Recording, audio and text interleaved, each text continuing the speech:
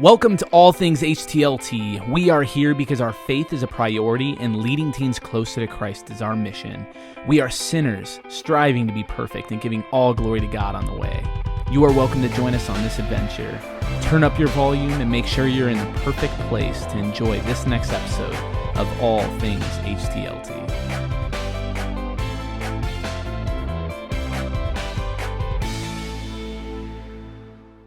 All right, we have been submitted some awesome questions from the teens, and I just brought you guys here. So, Jenna, hello. Oh, man. Hello, Jace. And Kurrin. Hello. We have awesome questions that were submitted, and that all have to do with the faith and kind of diving into the faith and all that kind of good stuff. So without further ado, I just want to kind of jump into it. Not going to ask any bizarre question or anything. So I'm going to just start off because we have a ton of questions that we have to kind of get through. So the first question, what do I do in a Bible study by myself or with friends? Okay, well, for me, this is just based off of like my experiences. Talk to me. So, all right, so Bible study when I'm by myself, it usually happens when I'm in my room at my desk. Put some praise and worship music on, crack what open. Song? What's the song? I don't even know. Probably begin with like I surrender or like it is well. One of those, classics. But okay, so I have my journal, have my Bible, have about some highlighters, some colorful pens. Before I even open anything, I close my eyes and I pray. And I'm like, all right, come Holy Spirit, like let's dive in. So then I open up the Bible, and it usually Bible study like John. I was doing John in the beginning of quarantine. And so Why did you do John? Well, okay, just when like, everybody's just like, oh yeah, start with John. Read John. John's good. I'm like, okay. Let's go read John then. So all right, John. Yeah, I'm like, all right, John. John. Take you for a spin here. Let's go. I just crack open the Bible and then I just read a little bit, probably one chapter.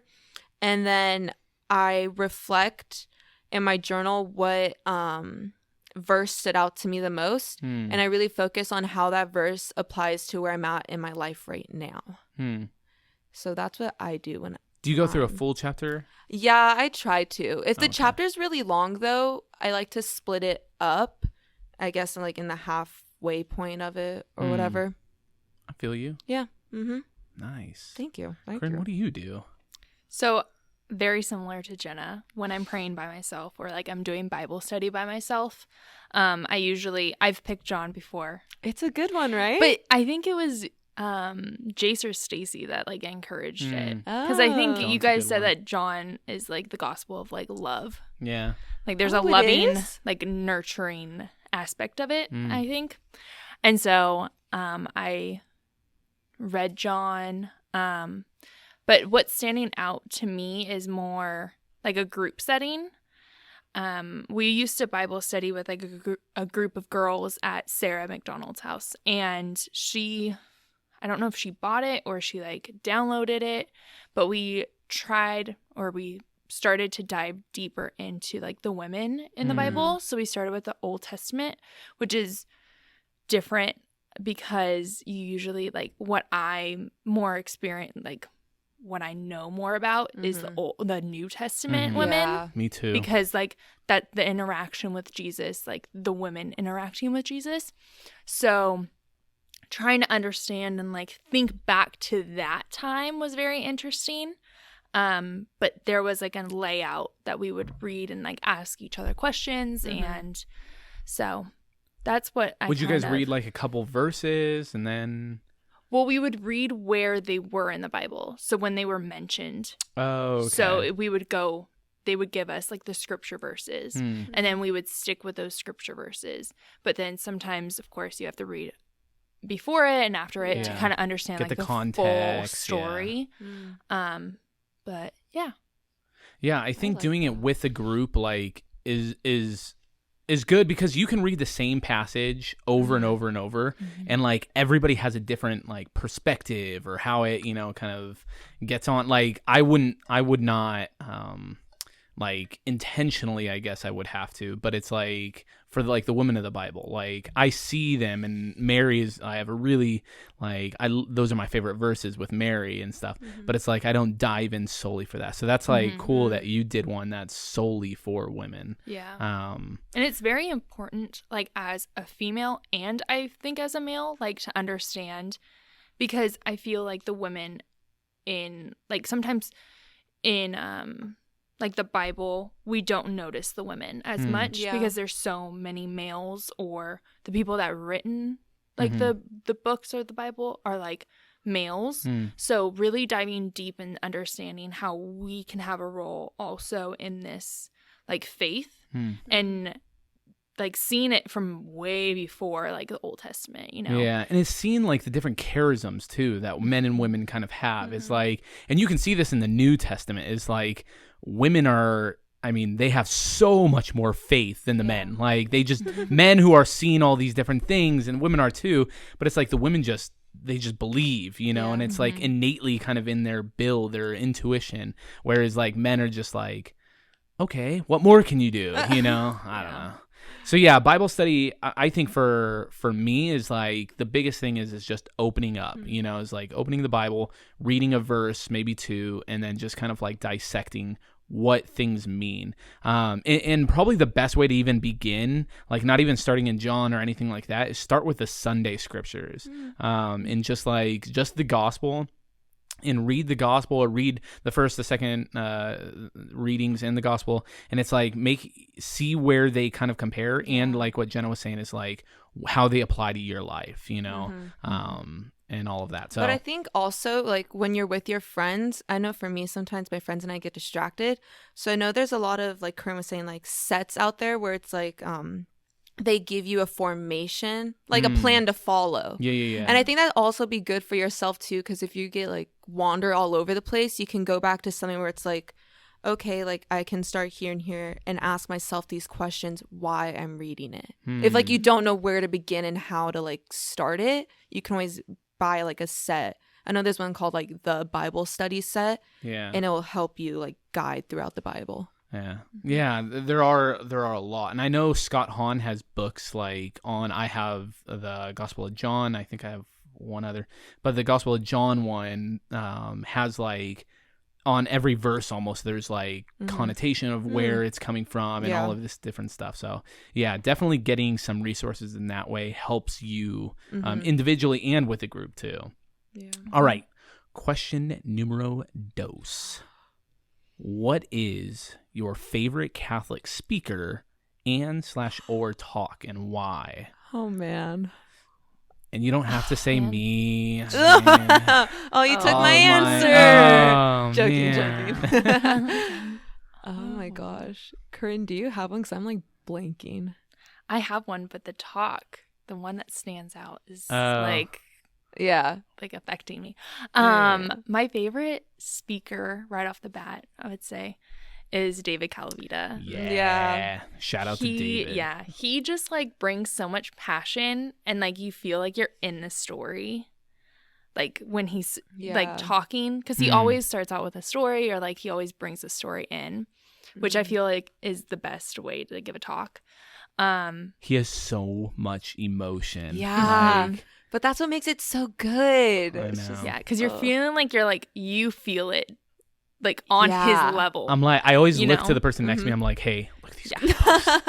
I've experienced that many times. I'm like, okay, put it away. I'm trying to focus here. So it's like him. I don't want to take everybody's, but like Mark Hart is always a classic. I mean, Bible geek. His stories. I think Jace, you've said this before. You're crying and then you're laughing like a second later. Yeah, and you're like, how are you doing this? It's like stabbed to the gut. Like it's like you're laughing, and then it's like truth bomb, and you're like, oh, and you just start sobbing. You're like, okay, that's where I'm at. Thank you. Okay, yeah, that hit home. Oh yeah. I don't know what like a talk. Do you remember like a specific talk? I don't. There's so many to choose from Steubenville to our retreat. They all blend in to me, like after a while. I don't know, like mine would probably be David, like Kurrin said, because I just remember in Georgia, he was giving this talk with the chair behind him. He's using the chair as some sort of analogy. I think it was like where you were in your faith, like the chair like represented where you were, something like that. That's all I remember.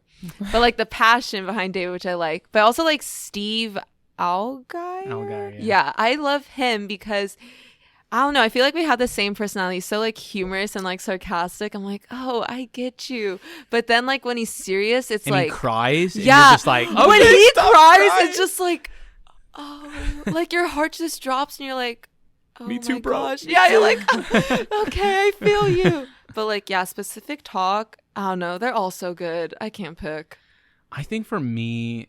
Do you have your? No, I'm really trying to think. Grab that talk. I think for me, my favorite. I mean, there's so many different talks that like just literally just stand out. But the only one that keeps popping up, and it's because you guys keep saying David, is the one where he came on our retreat and he talked about the father. I don't want to give it away, but the father of like going after the son. And just was like. And you're like sitting there, and I don't know. For me, I'm a storyteller, as you guys can probably find out. It's like I love stories, and so it's like this story of this father's love for the son. I'm just like, okay, I know you love me, Jesus. Like, so that's a good one. My favorite speaker is Steve or Mark. Like both of them are just. They just annihilate, like, right? Yeah, like Kurrin was saying, is like, you will, with Mark, is like, you will be laughing, and it's a funny story, and then a truth bomb will hit, and it'll just be like, okay. Like, he grabs your attention, and everybody's, like, laughing and wanting this, and then Steve the same way. It's like, Steve will just be, he's, like, kind of a big goofball, and it's like, you can tell his personality, and then he's just so honest and vulnerable and true, so, yeah. Do you got to talk? What's standing out, I have two, is Sarah Swafford's talk. Oh, yeah. I find Which it one? Because I think I know the one you're talking about. It's just like the statistic one that she like kind of like breaks it down and is like, is it with the men and women? Yeah, like this is what the men want. Yeah, this is what the women want. And she puts like the charts on, and everyone writes down the chart frantically. Like, now they're like taking pictures. They're like, okay, this is what I need. And like I've heard that talk a couple of times, but I think how it's kind of like changed or evolved. Yeah, and she can like break that down and be like, okay, this is legit. Yeah, like look at this, And then I always love Father Dan's homilies. He has remember Father the gas Dan. Station one? He like with the pump inside? Yeah. And he like got the burger or whatever, the sandwich.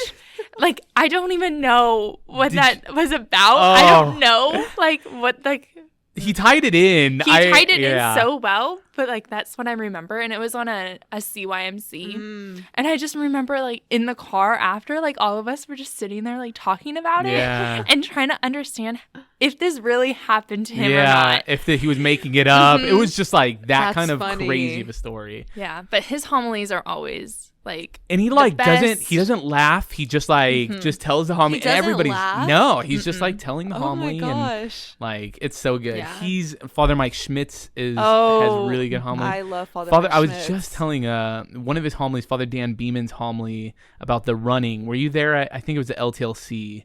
He was running, like he was on a treadmill. Was it in the church or the Abbey?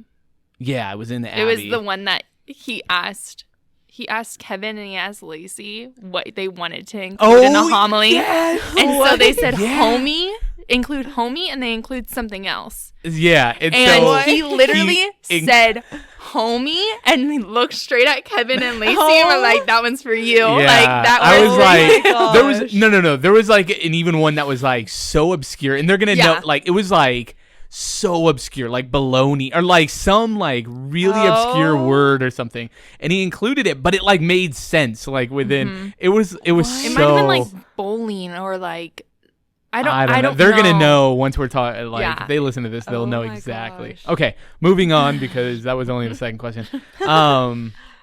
Is it possible? Here's a harder question. Is it possible for people to die and go straight to hell? Is it possible? I'm gonna say yes. Okay. And I say that is true. Yes, because I'm going to say yes because I guess of certain crimes that, not like crimes, but deeds that people commit. Mm-hmm. And I'm going to say because you have your moral and your venial sins that, isn't it the moral sins that if you don't... Mortal, that if you don't confess them or something like that. I'm trying to, it's like back in my head somewhere. But I'm going to say because of those sins, if you don't like confess them or something like that, you go so to hell. In judgment day, like once we die, time ends for us. It's like, time continues for but it's like your body, your temporal body, like dies, and so like when your spirit lives on, for all eternity, but hell is, in a certain sense, you're choosing it, but that's what sin is too. It's like when we sin, we choose to go away from God. Like sin is knowing, what is the three, gosh, isn't it you have to be like conscious, self-aware, self-inflicting, and something else, I think. No, self-inflicting. So 3 things. So grave matter, Angela would know this exactly. Grave matter, full knowledge, and deliberate consent. That's what it was. So it's a big matter. You have full knowledge of you knowing that it's, not good, and you have deliberate consent, so that's, I mean, you choosing to go to hell is like, that's what it becomes. It's a choice, and it's the same thing with sin, is like we're choosing. When we mortally sin, we choose to walk away from God. Like we choose to turn our back from God. I think that's why people, like, they go directly to hell, because it is the choice. Like, they had their whole life to choose differently, but they chose like this route for them. Do you think it's possible, this is just off the cuff, so I'm sorry. Do you think it's possible for somebody to choose, like, what if somebody all throughout their life was choosing like to hate God or whatever, but at the point of their death, they choose like to love God? What happens? I think you go to heaven. Yeah, I think or you go to purgatory. Okay, talk to me why. Because it doesn't matter if you chose it at, age 5 or at age 100, right before death. I think if you, like, it's an internal conversation, obviously, your relationship with God, and like maybe there was an underlying reason of like why you had so much hate towards it, that it wasn't your hate, it was the outside, like it's the devil trying to like make you hate and not exposing yourself to like God in that relationship. And I think if the minute that you're about to like, it's your judgment day, let's just say, and you're like, I know I wasn't the best person, but in the end, like, I really tried and I really wanted to love you, and I now see that you are, like, you were in all the good, all the good and the bad, you were there, but I never had the eyes to see it. Like, I think God would just be like 100%, like, well, they would have to have a big, that would be have to have like huge kind of testimony, in a sense of like they have a realization, a revelation for them. Flipping that on the other side, what if they've been good all their life, but then the last year of their life they choose to hate God? I know. I don't know. And but this is I'm asking you from God's point of view. It's like we can't be God. We don't know the amounts of His mercy. We don't know the amounts of His justice. And but it's an interesting question. And there, I mean, teens are asking kind of like, well, where do you That's why it's always safer to just love God. When in doubt, just love God in the end. But what sticks with me is our last retreat. Fiat? Yeah, we were praying the rosary, and Imelda said something so beautiful, and I haven't heard it before. And she told a story about somebody it was his judgment day, and he was not like the best Catholic or the most practicing Catholic. And I'm probably saying this story totally wrong. I'm very sorry, Imelda. It's all right, You say it way more beautifully. But there was like a comment of, you prayed the rosary and Mary wrapped her mantle like around you. And you said it early in your life, and that just made like, I would have to go through the whole like Hail Mary, but like it was like till when does it say, like, oh my gosh, now I'm like blinking. Hail Mary, full of grace, the Lord is with you. Blessed art thou amongst women, and blessed is the fruit of thy womb, Jesus. Holy Mary, Mother of God, pray for us sinners now and at the hour of our death. At our hour of our death, amen. And that, like, she was like, that's in the story. She was pretty much like, that's what helped save him, because he prayed to Mary, and even if it's not now, at the hour of his death, he prayed that, and that's what, gave him a couple of extra, like, umphs, you know? Grace. And, like, that's all, and that's, like, I know we probably have a couple other questions, but, like, that's why if I don't feel close to, like, Christ at that moment, I always try to keep Mary close.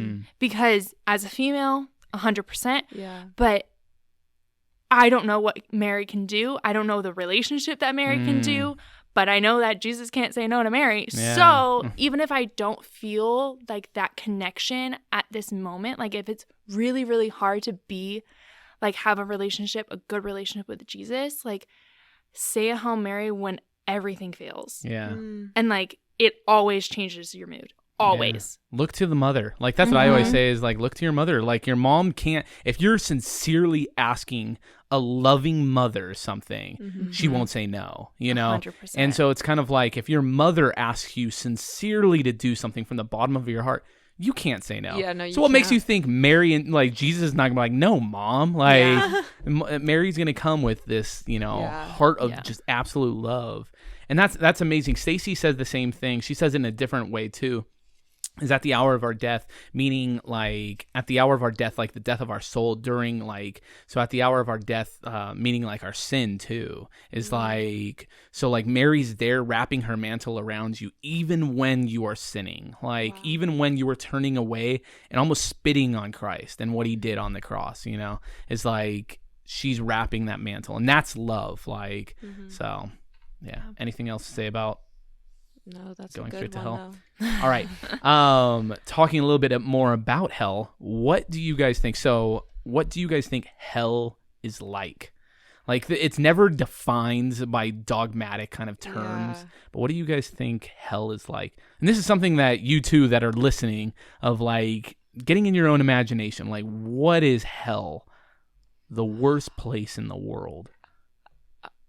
Hot. And fire. Hot and fire, okay. I just I think of, I'm going to say it, Dante's Inferno. Okay. And I was thinking the same thing. Yeah, because I just watched the movie. That's why they were like talking about it. So I think about Inferno with Tom Hanks. Oh, it's a really good one. Is it like Da Vinci Code? It's the movie that's after Da Vinci Code. It's about this like plague and all this stuff. Oh, besides the point. No, but I think of Dante's Inferno with like the 7 layers and how each layer is different and how it's just like hot and then burning and on fire like the whole time. I don't know. I just think of hell as a very hot place. And like, if you haven't read Dante's Inferno, read it. Yeah, it's definitely a must read. It's a good one because that's where we get all these images of like the devil with horns and demons with horns, and it's red and they have the pointy tail. That's where we get it. Yeah. How about you, Kurrin? What is hell like for you? I haven't thought much of it, actually. Not trying to get there. Like Arizona. I'm just kidding. I don't know. I think just like your lowest moment, like always. Oh. Like when you feel like the most down and like most terrible about yourself, like if you just think about it, like sick and you feel terrible about yourself, like sick all around, emotionally, spiritually, like physically. I think that's just, and you can't like get better. Yeah. And like no water. Oh. Like doesn't quench that dry thirst. the whole time. Yeah. But I Yeah. feel like that's, well, if we think about it, like God had, The living water. the living water, you don't have water. So maybe, isn't that the That's worst when good. you wake up and That's like a your good throat's analogy. like, you're like, I know. Did that happen to you this morning? No. I stay hydrated. I know. Yeah. That's what some people say is like, it's like the lowest of the low, you know, it's Yeah. like the most depressive, like boring, lull, like bland kind of stuff. Dante's Inferno, interesting enough, Dante's Inferno talks about hell, the lowest level of hell, as being icy cold. So meaning, like, have you ever been your hands really, really cold and then you put them in hot water? Yeah. Like and that it, feeling. Oh, yeah. So like of like that pain or Like the whatever. sting. Yeah. So imagine something like that. Yeah. Is that icy cold where it's so cold that it's like hot, but it's kind of weird. It's weird. And what's interesting about it too is he talks about that the devil is the one that's blown, like his breath is blowing the cold, so it makes it even colder. It's like the irony of because Lucifer, like his he wanted to be like God, and so ironically, like he's kind of sealing himself in Dante's Inferno, sealing himself in the ice. So it's kind of like, yeah. So I can keep going on and on. What does hell look like for you? We will get back to that on the other side. So we do have to take a brief break. We have so many more questions that we have to get to, but we will return right back to see what I think hell is like on the other side.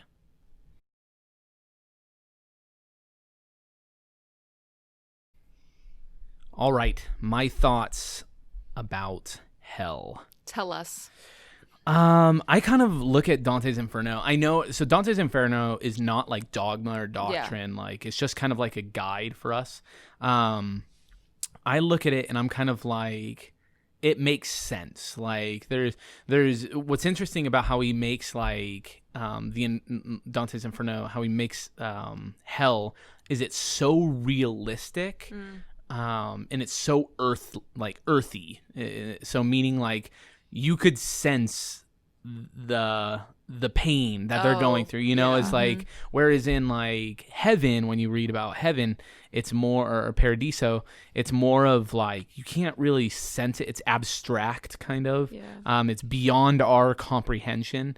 But hell is like people are getting shoved down into little holes that are like getting smashed, you know, and no thanks. and different things, and you're getting eaten alive and stabbed and arrows shot at you, you know. It's like nope. burned, all these different things. And so yeah, I think of it, I think of as hell as like darkness. Like there's no beauty in it. Like it's that depressing, like lonely. And we don't talk about hell very often, you know. It's like, because I don't know, people are like, oh, you're just trying to it's a scare tactic, and it's not, but it's like, this is a reality of it, you know. It's like hell is it's an ugly, not a good place to be. You don't want to be there. No, it's not a good place. And it's like the gamble of you saying yes to God is worth it. Because if let's say there is no God, like, okay, well, you lived a good moral life, you made great friends, you had a happy life, you know, like good, you know. But let's say you're like, I'm not going to take that gamble, and then there is a God, and it's like, ooh, you're at Judgment Day kicking the dirt like, hey, the Lord. Kicking the dirt. So how about Purgatory? What's Purgatory like for you? I don't know. Purgatory for me is like, Oh wait, going back to hell. Hold on, I was gonna read the Catholic, CCCs, the Catechism of the Catholic Church. The definition of kind of hell is the state of definitive self-exclusion from the communion with God and the blessed. So some people cannot even fathom how hell could be a reality. Yeah, so it's like the state of completely away from God. There's no goodness. Like everything that he created that is good, there's lack thereof. So going back to purgatory. Sorry. But purgatory, I just think of purgatory as purgatory. Like whenever I hear purgatory, I'm just like, it's a term. yeah, I'm like, it's a word. I'm like, okay, purgatory. Like I just think of it as like you're doing nothing. You literally just stand there and just It's wait. like And waiting wait. in line. Yeah, like forever, like in a Disneyland line, but you're just like waiting. DMV.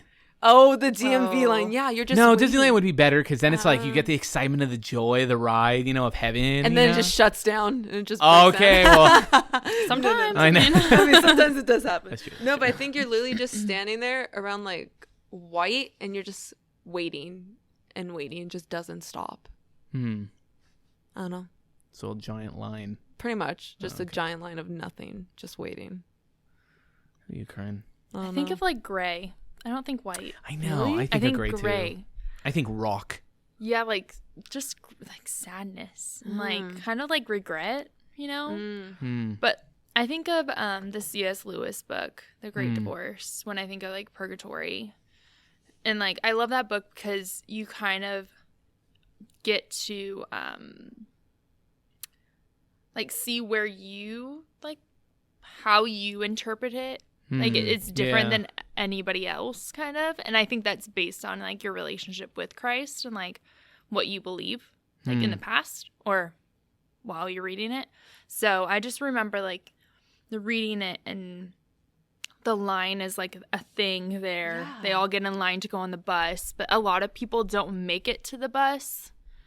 And then if they do, they like, I don't know, they encounter different people throughout their life that they should have probably like forgiven, I guess. Oh. It's like a lot of like question of like, would you go back and like forgive this person or would you do something different? And then that kind of opened my eyes to being like, who around me should I, mend relationships with or just kind of like understand. Yeah, because I think there's always that like questionnaire. Yeah. But it's an awesome book, The Great Divorce by C.S. Lewis. Yeah, definitely highly recommend reading. Yeah, and it's a fast one. It is. Like it is. And it's you're not stuck on it. Yeah, it's not like a theological like huge theological like words and things. Like it's like a it's a story almost. It's really interesting. So. Yeah, Purgatory, I kind of look at Dante's Inferno again. Like, really? Yeah.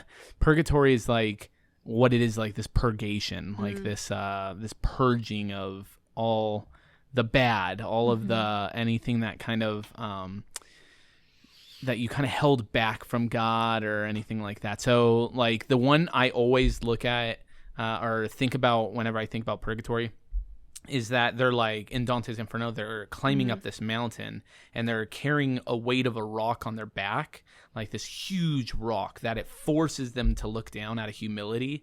And they're carrying up and it's a certain like thing they have to overcome. I don't know if it's pride or what it was, but it's like the heavier the rock is, the more they struggled with that. And so it's like they're like carrying this thing. So some people are like taking inches to go up, while others are kind of carrying it a little bit faster, and so it's kind of, that's the way that I kind of think of it, because it's like this purgation. Purgatory is where we really purge ourselves, and the way that I kind of think of it is like I think it's in Proverbs, where it's like when you refine metal, you have to like put it in the flame, and it takes out all of the dirt and everything kind of in it just to purify it. So yeah, it's Purgatory for me. So what if not all of, here's another question. So what if not all of your beliefs align with the Catholic faith? Can you still be a good Catholic? No, I'm just kidding. Okay, a little harsh there. Wait, I have a quick question to go back to Purgatory. Oh yeah. Do you have a relationship with like God in Purgatory? Yeah. So if you're in Purgatory, you've said yes to God. Like you're on your way to heaven. There's not going back. You can't be like, You all right, can't go back? You can't go back. Okay. Like you can can't be just like, I stay get in this purgatory. rock. And You can't stay in purgatory. So what if you like don't say in the end of it? You have to say yeah. There's no limbo. Okay. Like so it's like if you're it's like I'm full of analogies, so now I'm just thinking of analogies. It's like so yes, maybe. No, it's like yes. Maybe not now. Well, no, Maybe it's like later. yeah. I don't know.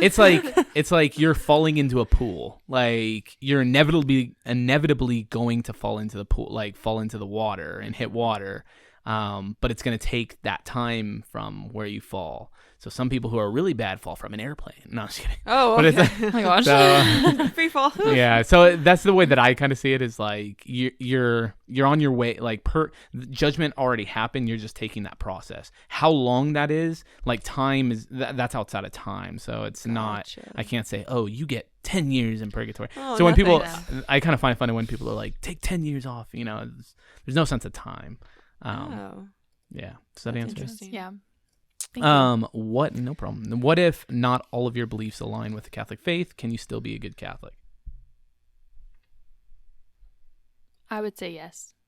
Yeah, I think so too. I think that if you follow, like, God gave us like a golden rule, right? Mhm. And I really like stick by it.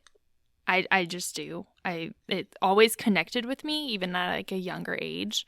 And like loving one another, like, is so important, especially in like just any aspect in your life. Like if you, a stranger down the street, or like your best friends, or like your spouse, or like the church, like people in the church, like if you just love one another, I feel like there's so much fruit that comes out of it that like that's why we were given that rule. And I think, like, of course the beliefs are important, but if we keep focused on that rule, I think it doesn't like stray you from anything. Yeah, love God and love each other. Like, yeah, I think that's the powerful kind of like, and it's a simplistic kind of way of looking at it too. I think a lot of people kind of get caught up within so many little things and nicks and crannies and everything, and those two are paramount. And but I do have to say is like there is and this is a whole nother topic, but like we don't believe in relativism where truth is relative. Like we believe that there is a truth, and that we're all seeking after this truth. And I think that's where we have to look at kind of like, we can't just say, okay, I'm going to sit in the simplicity. Like we do have to take strides and steps in our faith, in our beliefs. Okay, so why does the church say this? You know, why does the church say that missing Sunday is a mortal sin? You know, it's like, why, not right now because we're in a dispensation, but like, why does the church kind of say these things? You know, it's like, why does the church want us to follow and obey the Pope? You know, why does the church put Mary so high to be honored? You know, it's like, and that's the thing, is like being able to kind of look at that and take the strides for it. I definitely think like some people dive in deeper than others, just depending on kind of like their own spirituality and kind of where the Lord is drawing them. But I would have to ask like just that person or anybody that's kind of like struggling with like beliefs that don't align with the Catholic faith, is like, why don't you believe, and why, what's stopping you, and what does the Catholic Church say, and why does the Catholic Church say it? And not just looking at all the different sources, but not being afraid to ask those questions. I feel like we're in a society that's like scared to ask questions, because we're scared of the answer. We're scared of how it may be different from what people think, or how society or culture wants us to think.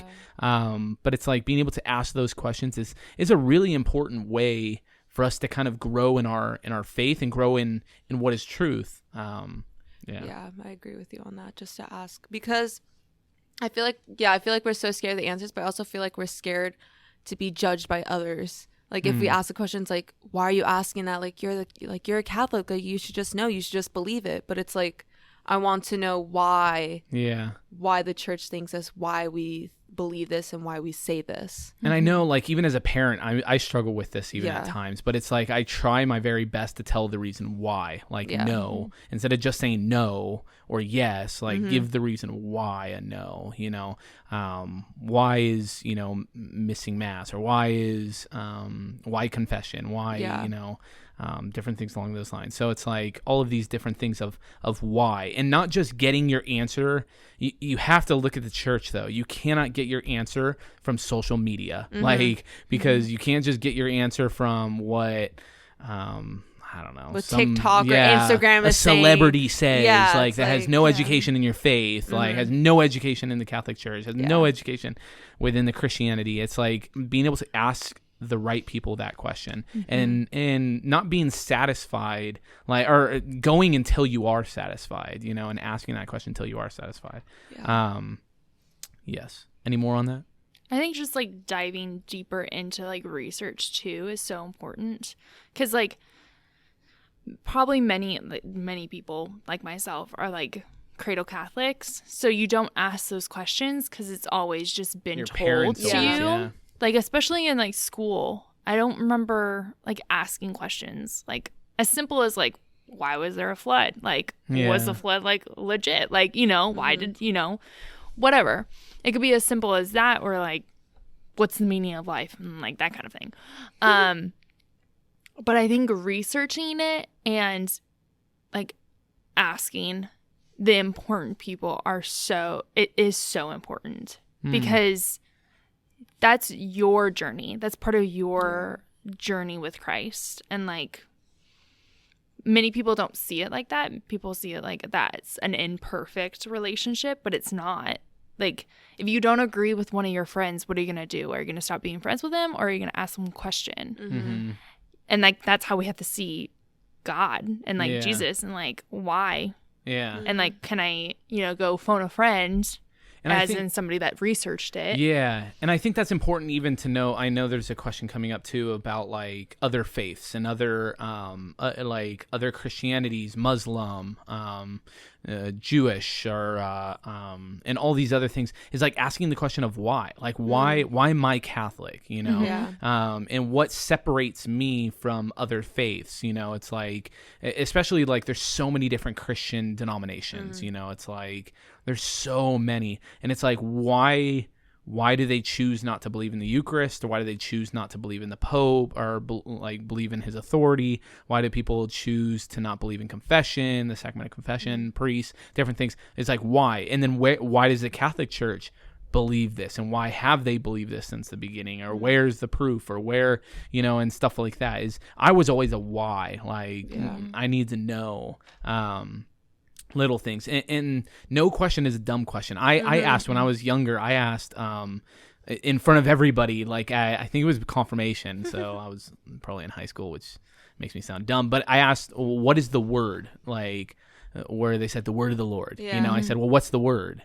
Like, what's the word? Like, is there a word? You know, and the priest didn't say like, well, no, you dummy, like the word is him, logos, you know, or whatever. He was like, well, if there was a word, it would probably be surrounded something close to love, you know, as like this being of love. And so, which was an interesting kind of way of sparking my my kind of asking questions and stuff. So, okay, moving on, because we have a ton more. What has been your greatest struggle in your faith? This is a deep one. Tell me your deepest, darkest sins. Oh gosh, no. No, but I think this the thing that's been the like biggest struggle in my faith is trust. I don't know why, I just have a hard time trusting people in general. But I think just trusting, it's been hard for me, because it's like, okay, like, God, I know you're here. Like, I know you're here. I know you're with me all the time. But it's like, it's that thing where it's like, I don't see you. It's like, well, I don't see Thomas. Your plan. Okay, all right, all I'm right. just kidding. I'm kidding. No, it's like, well, I don't see your plan. I don't see you. So it's like, why should I trust you? But it's also, it goes back to the thing where it's like, well, you created me. So like, obviously you create me the way I am and my life the way I am, so like I should trust you. But I think just the trust is just like, it's just something so hard to like trust someone and like become very vulnerable with them in that, especially when you know they're not like physically here with you. That's faith. Yeah. And it's I just like, the way that I see it is like the angel and the demon on the shoulder. Yeah, that's how I am. I literally have like the good angel, then I have like the bad angel. It's like, all right, have Jenna. you seen Emperor's New Groove? No. Oh, never mind. Wow. What is Sorry, it? kids. What is it? Wow. It's have you seen it? Yeah. Okay, Kronk. Never mind. Go. Sorry, I'm young. Sorry. Go on Disney Plus right now. I know. Go watch it. I know. But I think just the trust and always like having that sense of doubt creep in the back of my mind where it's like, well, like why? Not like why, but it's just like, yeah, like why? Like why'd you do this with my life? Like why'd you do that? Why'd you take this person out? Why'd you do that? Like why am I here? Why am I there? So I think What do you want from me next? Yeah, it's like, what do I do now? Like, is this supposed to play out this way? Is this supposed to play out that way? Like, can you tell me? You know, talk to me in person. So I think trust is huge. It is, and I just I struggle with that still today. So it's like, But I think it's like so rewarding, and I think it'll happen to you more like when you get older. I'm not saying I'm old, and say, but like once you look back and you're like, that's it. Yeah. That's why. And like, you see God. Like, yeah, and there's like a saying like online recently, and it was like, God's taking you out of their life because he's hearing conversations that you haven't. I know. And it's like, I've heard that one. like, wow. Like, how many times has he like removed people from my life that like weren't there for my best being? Wait, or, say like, that again, just so God's removing people from your life because he's hearing conversations that you're not. Oof. I've heard that one before. Did you get that off the TikTok? I saw it on somebody's Instagram Because I story. saw it on a TikTok video and I was like, wait, what? And like I doubled back and read it. Wow. It is so interesting. But like when you look back, because I have like times in your life and you're like, why are you doing this? Like, why am I going through this? And then you look back and you're like, well, I wouldn't be here like in a happiness state or like just like know who I am. Like there's a reason why I went through it. Yeah. I went through this dark time or this happy time. Like it could even be a happy time. Yeah. Of being like, why did I need to be, or why did you give me so much joy in everything that you put in my life? And it's not because you're going to have a down, like a bad time, but to know that you can have that joy. Yeah. You know, but to look at it like that, like, trust is hard because that's my like struggle too. That and being like, I don't want to say complacent, but like I referred to earlier, like I'm a cradle Catholic, so it was kind of always told to me, and like it was hard for me to take that step to be like, but why, or but what can I do better, or how can I, you know, pick up a Bible when in Catholic school for my whole life, I was never taught how to, you know, read the Bible. We read the Bible, but we're not taught that, or we weren't taught like simple things. Like heck, I didn't even know about Purgatory until high school, like legit. And so you kind of like that hesitation of not feeling like you're stupid or like you're like you should know, like, and being confident enough to take the next step and being like, no, I want to really like dive deep into this relationship, or like relearn kind of in a way, and relearn it as when I started life team, like an 18-year-old or a 19-year-old. That's harder because you're relearning it and you're supposed to be teaching it also. So like I always had that struggle. And I think that's why in high school I was never really like into my faith, because I thought I should have already known it. I was already going to school. I should know this. And it's like, no, like I said before, like I think every step of your life is a journey with like Christ. And like sometimes you have those like darker moments. And I'm not saying like dark, but like I'm just saying lull moments that are like, okay, what's next? What do you want me to learn next? Is it reading the Bible? Am I supposed to go on this retreat? Am I supposed to talk to this teen? Like, it's not like the easiest in all these situations, but I'm learning something from it. I think the biggest thing too, like if I can give any advice and like for somebody to really just like meditate on this, is be a sponge. Like absorb now everything. If you're in Catholic school, like absorb the things that you're learning, because it will play a role later on. You know, it's like it will help understand that why that we were talking about with Mel.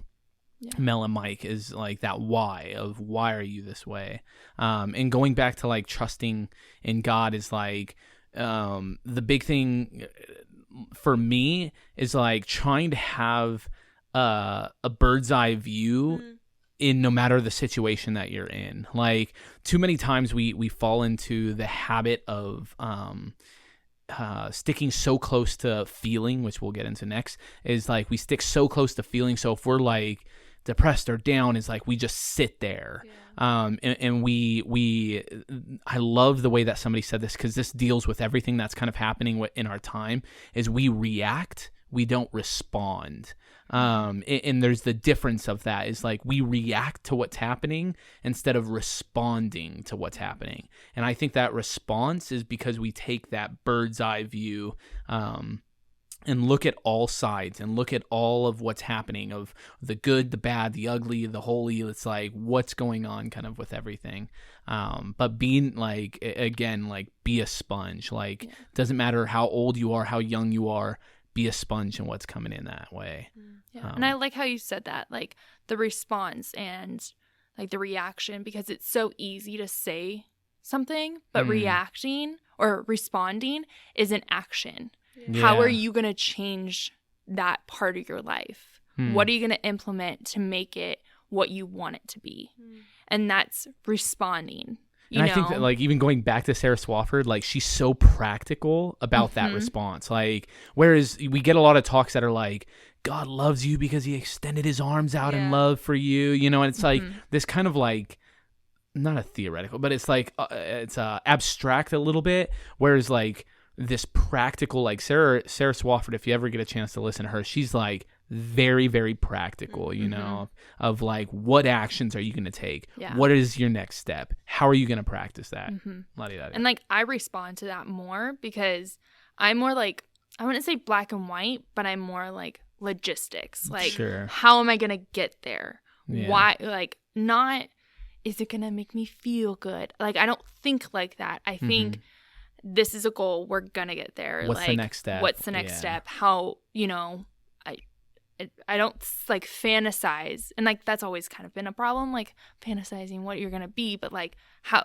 when I see something, I'm like, how am I going to accomplish it? You know? That's something too, is a lot of people live in their dream. This is getting a whole nother topic, but a lot of people live in their dreams too. Is like they fantasize, like you're saying, they fantasize of all these things, but they don't ever take the next step, you know? And there's that Wayne Gretzky thing or quote where it's like, you miss 100 of the shots that you don't take, or you know, or something. I don't know. Something like that. Butchering it. So going on to feeling, there was a question that was asked, how can I still be a good Christian when I don't feel God? Well, our faith isn't based on a feeling of God. I've grown to learn this, because when I was in high school, I was always based off of like, I need to feel something in adoration. I need to cry. I need to feel something in order to know he is there and he is real. I'm going to move your mic just a little bit. Sorry. Go ahead. It's fine. I need to feel something in order to like be Catholic and to know that he's here. But I think you grow up to learn that like, just because you don't feel something doesn't mean he's not there with you, playing some sort of role in your life. Where there's always that picture where it's like the two footprints on the beach. Oh yeah. And then there's like sand. Yeah, and then there's only like one, and it's like, well, like, whose footprints are those? It's like, well, like, God's carrying you, like it's his set footprints. So I think it's in that sense where it's like, you don't always need to feel some sort of like sadness wherever like you're praying, or like happiness, but it's that trust to know that like he is here with me and he just wants me to be still. And I was just about to say that. Just to be still and just to be with him in his presence, and just to be still, just to like be there and just sit and just be present. Yeah. I don't think everything has to be like an up or down feeling. Like you don't have to have happiness, or you have to be like at your lowest low. And I like think back to how adoration is on retreat, and like the last retreat we went on, I had a teen, and she was in my small group, so it was a she, and she came up to me and she was like, I'm not like, this adoration wasn't good. And I looked at her and I said, so because you didn't cry, because you didn't like, you know, you weren't slayed in the spirit, because you didn't accomplish any of these things, you don't think your adoration's good? Yeah. Like I was like, if you asked me how many times I've gotten emotional in an adoration, it would be on one hand. Yeah. And that's because I don't think we're not meant to cry in front of the Eucharist every time. Sometimes it's just like you're with an old friend and you're sitting on the couch and looking at each other, you know? That's how I imagine adoration. You're catching up with an old friend, you're talking. And sometimes you have really hard topics to like have, but it's not a feeling. It's meant to have a conversation. And like being still is something that I told her. I was like, your point is to be still, and that's it. Yeah. Like that was your purpose, and that was his goal for this whole thing. Yeah. Like for you to be still. And I think that's the most powerful thing, is like looking at like feelings. And this is something that I would love to talk more in depth, because it's something we kind of struggle with in our Life Team program, is going off of a feeling rather than going off of what the truth is, you know, that's around us. But we have neared the end, and we still have a lot of questions, unfortunately. But we'll maybe do a part 2 of this where we come back. So thank you guys for coming in, answering these, talking about the depths of your hearts and hell and heaven and everything else. We'd love to do it again. It's spooky season. It is. I know. October. So again, subscribe to our YouTube channel. Follow us on Instagram. Until next time, stay holy, HD. God bless.